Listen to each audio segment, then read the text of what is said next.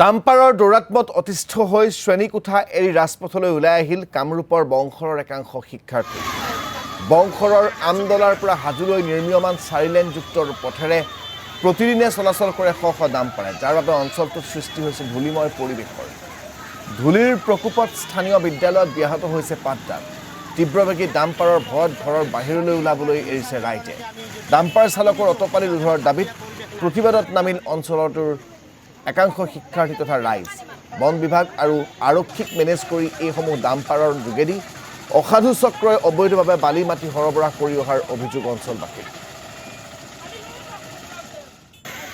স্কুলৰ ছাত্ৰ ছাত্ৰীও আজি ৰাজপথত ওলাই আছে, মানে চবে অতিষ্ঠ হৈছোঁ আৰু আমি পৰহি দিনা আহিল মানে প্ৰশাসনকো জনোৱা হ'ল বা মালিকো আহিল, আহিনে কলক পানী মাৰিব, তিনিবাৰ পানী মাৰিব, কিন্তু কালি যোৱা ৰাতিও মানে 8:30 মান বজাৰ পৰা একদম মানে চলিয়ে আছে চপৰাতি এনেকৈ।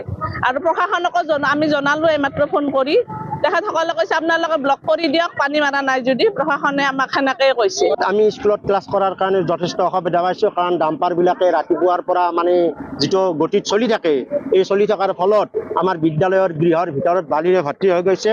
আৰু দুপৰীয়া যিটো আমাৰ মধ্যাহ্ন ভোজনৰ ব্যৱস্থা আছে, এই মধ্যাহ্ন ভোজনৰ ব্যৱস্থাটো আমি মানে খাদ্য খোৱাৰ পৰিৱৰ্তে বালি খুৱাব লগা পৰিৱেশ হৈছে।